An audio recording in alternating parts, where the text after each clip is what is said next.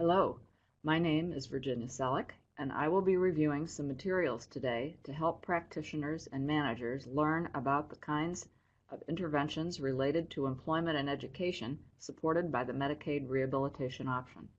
The development of these products was supported in part by the Office of Disability Employment, U.S. Department of Labor. I serve as a subject matter expert for them. It will be helpful to you to have the documents we are discussing available to you while you watch this video.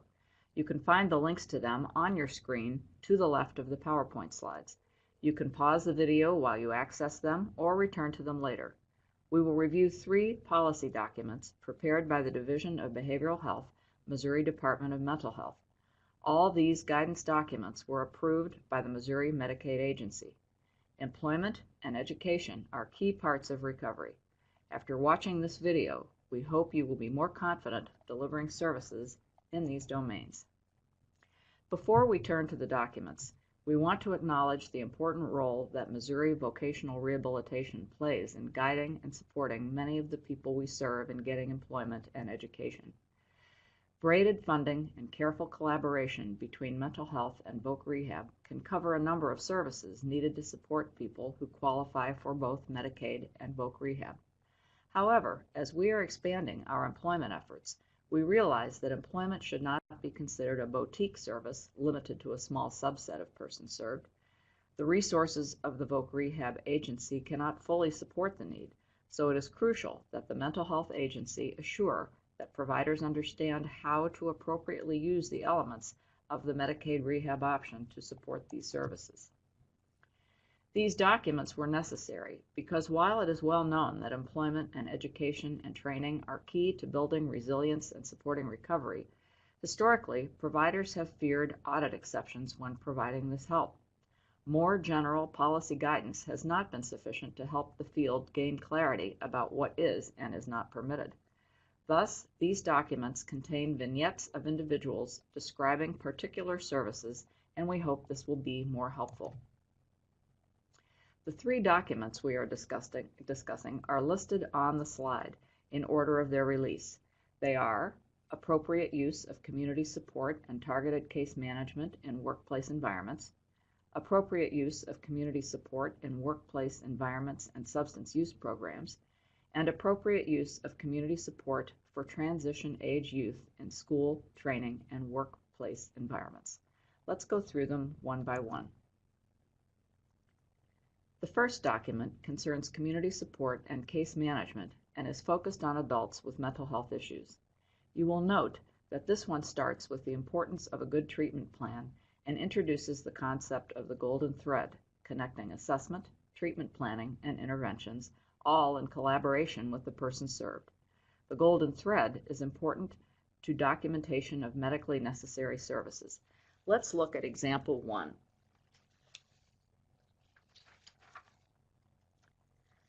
A person you are working with says he would like to work.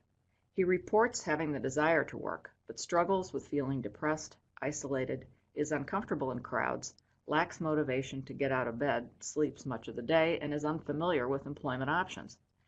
This person has many strengths, including an awareness of his symptoms, good personal hygiene and grooming habits, and has worked sporadically in the past. Following a discussion with him and the treatment team, the treatment plan is revised to include an employment goal. Since it's been a while since his last job, he has expressed interest in working on communication skills and self-presentation, so the plan includes interventions such as role-playing and practicing skills in a community setting. You also work with the person to establish a routine, including a sleep schedule. You assist the individual with exploring local employment options, including discussions about interest, monitoring or assisting with finding job openings in the local paper, reviewing employment assistance resources, such as voc rehab, career centers, employment services, the internet, and the newspaper, going with him out into the community if needed to look at employment options, and researching and assisting with transportation options. As you can see, this example illuminates how many of the core functions of community support can help with employment. The second document addresses serving people with substance use concerns. Research has shown that having a job can help people achieve and maintain better control of use. It is important to remember that we need not insist on the person being substance-free before working on employment. The vignettes in this document highlight stage of change to guide service providers to select an appropriate intervention strategy for the stage. Let's review example 2. You have been assigned to work with a woman in her 30s who is struggling with issues including alcohol dependence, smoking, obesity, limited mobility, and depression. While working with this individual to achieve abstinence from alcohol and successfully quit smoking, she tells the treatment team she would like to return to work. She also shares that she lacks a few courses necessary to obtain an associate's degree in early childhood development, an area in which she continues to express interest. You determine she's in the preparation stage of change as it relates to employment. You and the treatment team work with her to revise the treatment plan to include educational and employment goals, adding the following interventions. Utilizing motivational strategies and techniques to help her overcome her fears and apprehensions about returning to work by asking questions such as, how can I help you get past some of the difficulties you're experiencing? And if you make changes, how would your life be different from how it is today? Discussing her hobbies and interests, previous employment experiences, and her ideal job, exploring with her how she might use this information to find employment. Encouraging and assisting her with setting up a pre-employment physical to determine her physical capabilities. You and she meet with the physician to discuss dietary concerns and develop an exercise plan. Assisting her with locating information on local and online college courses and financial assistance options. Encouraging her to contact places of potential employment for information gathering interviews, assisting with development of informational questions to ask, and offering to accompany her to the potential employment sites in order to provide support, guidance, coaching, or skill building, such as obtaining additional information regarding work requirements, skill, or educational needs for the job, volunteer, and/or work opportunities, addressing coping skills to deal with depression so that this does not interfere with returning to work, maintaining employment or causing relapse that could lead to further employment problems, and assisting with special needs for work or education related to her limited mobility to include special parking permits, local bus schedules, or carpooling. This example certainly highlights the multiple challenges confronting people we serve and how we can assist.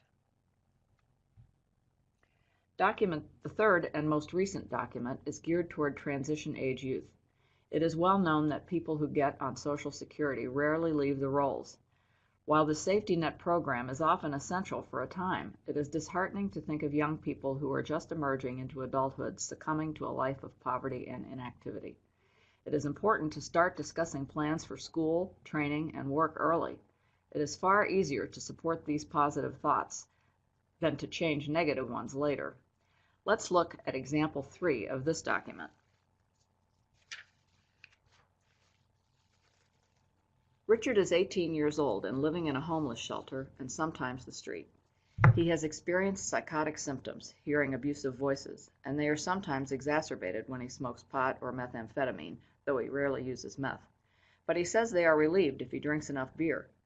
Richard's social group is composed of people at the shelter, and they frequently smoke and drink together. He says these folks are his family.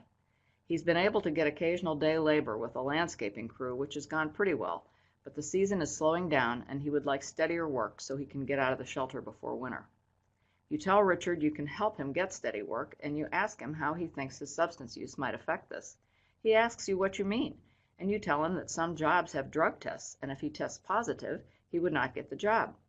He's somewhat irate to hear this, as he thinks if people do good work, it should not be the employer's business what they do on their own time. He says he has no intention of stopping pot or booze. You are now quite sure he's in the pre-contemplative phase about addressing his substance use problem, but you don't want to discourage him from working. You agree to begin to search job resources together to see which ones have drug tests. You work with him to generate a list of pros and cons and hope this information will resolve his ambivalence about working and help him to see the substances may be limiting his higher aspiration of getting housing, but you stay on his side and maintain the relationship. This example demonstrates some common characteristics of young people. They care about a peer group, they hold firm views about how the world ought to be, and they have strong urges for independence. As I mentioned earlier, there are a number of community support key service functions that can support employment and education. The next 3 slides identify them. providing services that result in positive outcomes for employment and education, making efforts to ensure that individuals gain and maintain access to necessary rehabilitation services around employment, ensuring communication and coordination with employers, helping individuals develop skills and resources to address symptoms that interfere with seeking or successfully maintaining a job, communication, personal hygiene and dress, time management, capacity to follow directions, planning transportation, managing symptoms and cravings, learning appropriate work habits, and identifying behaviors that interfere with work performance. This slide highlights youth-oriented functions such as building skills associated with obtaining and maintaining success in school, such as communication with teachers, personal hygiene and dress, age-appropriate time management, capacity to follow directions and carry out school assignments, appropriate study habits, and identification of behaviors that interfere with school performance. For a complete guide on community support and the service functions, please see the link to the left of your screen. Finally, while we have primarily focused on the clinical interventions piece today, they are only part of the picture. Sensitive, individualized benefits counseling around Social Security, Medicaid, HUD, and other supports as they are affected by employment is necessary. The Division of Behavioral Health, in collaboration with Social Security and Medicaid, has created a guide to help service providers understand how the systems intersect and how wages may or may not affect benefits. The link to it is in the panel to the left of the slides. Please note, this material is not a substitute for the services of a trained benefits planner, but it should help build your confidence in discussing these matters.